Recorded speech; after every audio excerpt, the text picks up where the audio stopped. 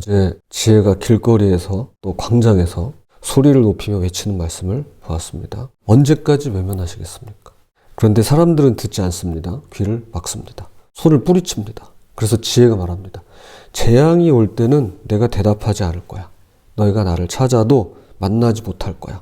그럼 어떻게 할까요? 지혜를 어떻게 얻을 수 있는 걸까요? 잠언 2장은 그 방법을 일러주는데요. 오늘 본문의 구조를 보면 1절에서 4절까지는 만일 뭐뭐하면 이라는 조건절이고요. 5절에서 11절까지는 그러면 뭐뭐하리니 라는 결과절입니다. 그리고 12절부터는 구체적으로 악에서 구원한다는 내용입니다. 자, 두 가지로 함께 살펴보도록 하겠습니다. 첫 번째, 보물처럼 찾는 것입니다. 자, 1절, 내 아들아 내가 만일 나의 말을 받으며 나의 계명을 내게 간직하며. 여기서 말을 받으며 라는 표현이 나오는데요. 말씀을 받는다. 교회에서 이런 말 쓰잖아요.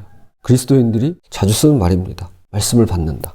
그런데 이게 구체적으로 어떤 의미가 있을까요? 히브리어로 라카흐라는 단어인데요. 단순히 듣는다는 뜻을 넘어서 적극적으로 받아들이고 소유하고 붙잡는다는 의미입니다. 재밌는 건 이 단어가 결혼할 때 아내를 취하다라는 의미로도 쓰입니다. 창세기 3장 6절 하와가 선악과를 취할 때도 이 단어고요. 출애굽기 6장 7절 하나님께서 내가 너희를 취하여 내 백성으로 삼고 하실 때도 이 단어입니다.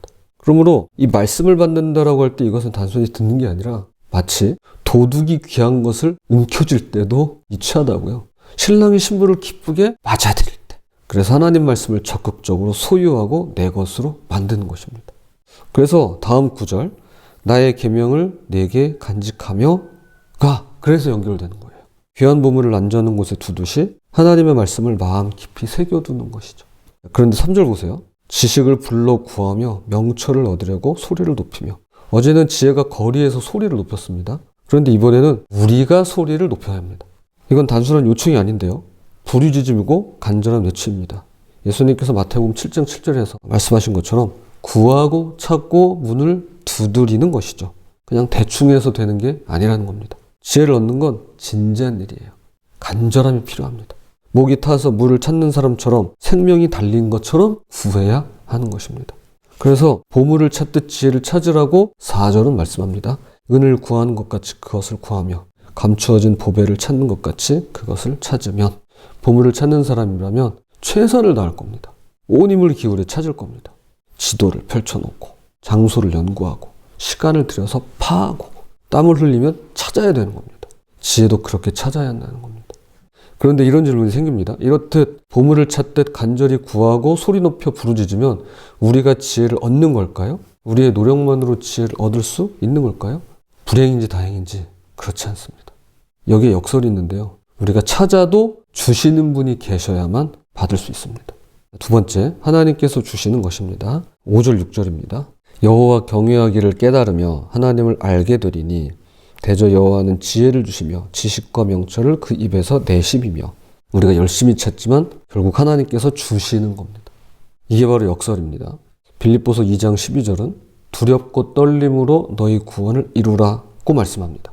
마치 우리가 구하고 찾고 두드려서 구원을 얻어내는 것처럼 보여요. 왜냐하면 두렵고 떨림으로 너희 구원이라고 그랬으니까요. 그런데 바로 다음 절 13절에 보면 주체가 분명히 나타납니다. 너희 안에서 행하시는 이는 하나님이시니 자기의 기쁘신 뜻을 위하여 너희에게 소원을 두고 행하게 하시나니. 하나님이 주어이고 하나님이 주관하십니다. 그러니까 너희 구원을 이루라라고 하시는 그것조차도 하나님이 우리 안에서 행하신다는 거예요. 하나님께서 하나님의 뜻을 위해서 우리에게 그런 마음을 주시는 거예요. 그러니까 하나님이 주어예요. 하나님이 주체세요. 하나님이 주관하십니다. 우리가 조심스럽게 구원을 이뤄가는 게 맞지만 실상은 하나님께서 처음부터 끝까지 다 우리 안에서 일하고 계십니다. 이걸 받아들이고 인정하는 게 믿음입니다. 즉 우리가 지혜를 찾지만 실상은 하나님께서 지혜를 주시는 것입니다. 7절 그는 정직한 자를 위하여 완전한 지혜를 예비하시며 행실이 온전한 자에게 방패가 되시나니. 여기 정직한 자는 히브리어로 야사르, 영어로 upright입니다. 이건 단순히 거짓말을 안 하는 사람을 말하는 게 아닙니다. Amplified Bible이라고 확장 번역본이라는 영어 성경이 있어요. 거기에 이렇게 되어 있습니다. 명예로운 성품과 도덕적 용기를 가진 사람들, 그리고 하나님과의 올바른 관계 안에 있는 사람들이라고 표기되어 있습니다. 이 내용은 제가 더보기란에다가 제가 인용을 해놨습니다. 우리는 정직이 베스트 팔러시, 그러니까 최선의 방책이라는 속담이 빛이 발했다고 생각하는 시대를 살고 있습니다. 정직 그거 손해보는 거 아니야? 그거 죄송합니다. 호구들이나 하는 거잖아. 이렇게 생각합니다. 그거 호구 잡히는 일이잖아. 단순히 거짓말을 못하고 그래서 손해보기 쉬운 성품증으로 생각하기가 쉽습니다. 저는요, 이게 사회 부패와 가치의 전복, 그리고 법제도, 사법 시스템의 붕괴와 맞물려 있다고 생각합니다. 정직해서 손해보는 걸 누가 지키고 실천하려 들겠습니까? 그러니까 아이들이 더 잘 알아요. 아이들이 더 그걸 악용합니다. 그런데 최근 들어서 이제 오늘이 딱 일주기 되는 날이에요. 내란을 거치는 과정 속에 제가 이렇게 보니까 명예로운 성품과 도덕적 용기를 가진 분들이 많이 계시더라고요. 많이 봅니다. 뭐 TV에 나오시는 분들도 그렇고 또 TV에 안 나오지만 숨어 계신 우리 시민들 많이 계세요. 그런 분들 가운데 하나님을 믿는 분들이 계시고 실제로 있죠. 그리고 하나님의 올바른 관계 안에 있지 않을까라는 생각을 하게 됩니다. 그리고 저도 그러고 싶어져요. 그러니까 불이익을 감수하고 외압에 맞서고 고문을 당하거나 심지어 생명까지도 잃을 수 있는 그런 상황이었는데 그럼에도 불구하고 그 순간을 이겨내고 명예로운 성품과 도덕적 용기를 포기하지 않으신 분들이죠. 또한 이런 거창한 게 아니어도 좋습니다. 어제 유튜브 영상을 보는데 국무회의 재외국민 대책에 대해서 논의하는 내용이 잠깐 나오더라고요. 저는 유튜브를 이렇게 보면은 댓글을 항상 보거든요. 그러니까 끝까지 보지 못할 때도 많아요. 뭐 수천 개, 수만 개 달린 건 못 보는데 그래도 한 100여 개 이상은 이렇게 보는 것 같아요. 시간을 좀 많이 들이는 편이에요. 근데 그 댓글에 이런 글이 있더라고요. 본인이 투표하기 위해서, 그러니까 재외국민이에요. 외국에 사시는 분들.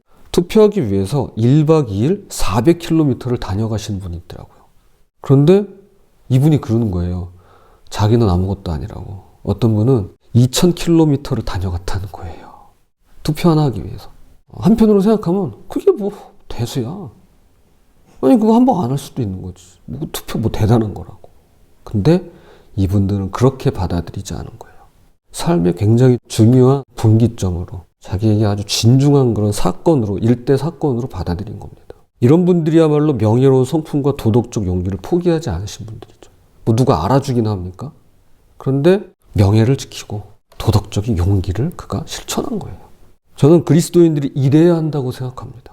누가 알아주지 않아도, 누가 보지 않아도. 이것이 정직하게 사는 것이고 결국 지혜로운 삶이라고 성경은 말씀하고 있는 거예요. 정직은 남들이 보니까 정직한 게 아니라 궁극적으로 하나님이 보신다는 거죠. 그래서 정직할 수 있어야 하는 것입니다. 이게 지혜로운 삶이다 라는 것입니다. 그리고 여기에 제가 너무 좋아하는 단어가 나와요. integrity. 온전한 자가 나오죠. 행실이 온전한 자에게 방패가 되시나니. 이것이 하나님께서 이 세상을 만드신 원리, 즉 창조 질서에 따라 사는 것입니다. 하나님은 이런 분들에게 그분의 지혜, 완전한 지혜를 예배하시고요. 친히 방패가 되어주십니다. 주기도문에서처럼 우리를 악한 자들로부터 보호해 주세요. 8절입니다. 대저 그는 정의의 길을 보호하시며 그의 성도들의 길을 보전하려 하심이니라. 하나님은 의의 길을 걷는 사람들을 지키시고 성도들의 길을 보전하시는데요. 12절은 더 구체적입니다. 하나님께서 악한 자의 길에서 건져내신답니다.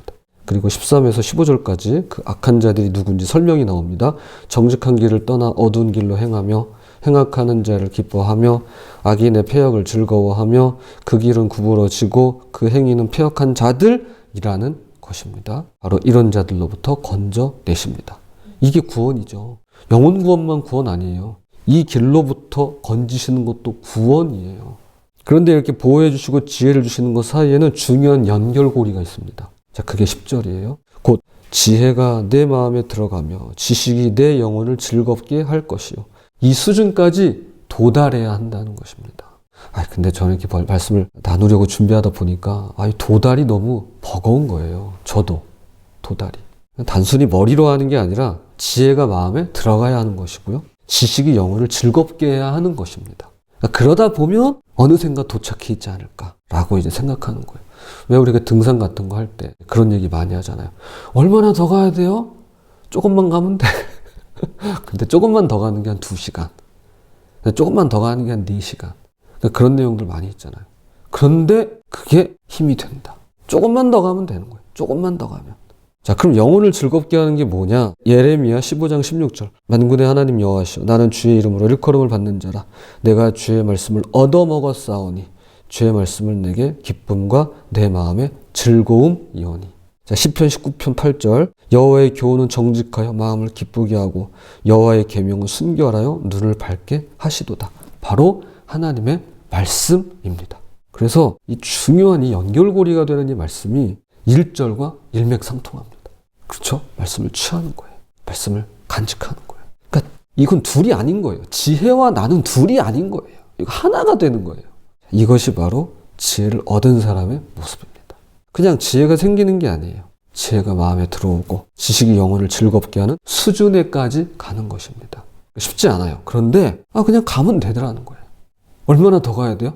조금만 더 가면 되는 거예요. 조금만 더 가면 되는 거예요. 그곳을 향해 한 걸음씩 나아가는 우리가 되었으면 좋겠습니다. 말씀의 결론을 맺겠습니다. 지혜는 보물처럼 찾는 겁니다. 그래서 팀 켈러 목사는 이렇게 말합니다. 잠언의 관건은 하나님이 어떻게 인도하시는지보다 어떤 사람을 인도하시는지에 있습니다. 현대인은 일종의 마법을 원합니다. 자잘한 표징과 느낌으로 하나님에게서 나오는 올바른 결정을 분별하려고 들 때가 많아요. 사실 저도 그렇고. 지금 당장 어떤 표징이나 사인이라고 하죠. 그러니까 그런 것들을 우리가 원합니다. 그러나 이것은 젖먹이를 인도할 때나 쓰는 방법이에요. 아기는요, 말을 알아듣지 못하기 때문에 안고 가거나 손을 잡고 이끌어 가야 합니다. 근데 성인을 인도할 때는 말로 하면 됩니다. 굳이 사사건건 손을 잡아 끌지 않아도 본인이 알아듣고 결정을 내릴 수가 있는 겁니다. 이게 자유의지죠. 즉 하나님의 관심사는 어떻게 인도하시느냐보다 어떤 사람을 인도하시느냐에 있는 것입니다. 인도의 방법이 아니라 그 사람이 누구냐예요. 그 사람이 어떤 성품을 가졌냐. 그게 하나님께서는 관심사인 거예요. 그래서 오늘 제목이 속답이 아닌 성품입니다. 예요. 성실하고 의로운 성품, 하나님과 자아와 인간의 마음과 창조 질서를 깊이 아는 사람, 하나님은 그분의 지혜로 그런 자들을 인도해 가십니다. 현대인은 속답을 원해요. 바른 결정을 내리는 5단계 같은 비법을 찾습니다. 그러나 하나님은 지혜로운 성품을 주십니다. 그리고 그 성품은 평생의 노력을 통해 얻어지는 것입니다. 이것이 전적으로 우리 몫이라면 불안에 짓눌려 탈전할 것이고, 또한 우리와 상관없이 하나님께서 혼자 하시는 일이라면 우리는 주도권과 흥미 모두를 잃을 것입니다. 그런데 역설이 우리에게 동기와 확신을 동시에 주는데요. 이것이 우리가 평생 하나님을 알아가는데 힘쓸 수 있는 이유입니다. 오늘부터 보물을 찾듯 지혜를 구하는 하루가 되시기를 바랍니다. 간절히 부르짖으시기 바랍니다. 하나님 지혜를 주세요. 명철을 주세요. 그리고 동시에 확신도 가지시기 바라는데요. 야고보서 말씀처럼 하나님께서는 꾸짖으시기는커녕 후히 주시겠다고 약속하셨습니다. 그리고 오늘도 약속하십니다. 부디 비법이나 속답이 아니라 하나님이 주시는 지혜로운 성품을 추구하는 저와 여러분이 되시기를 주님의 이름으로 부탁을 드립니다.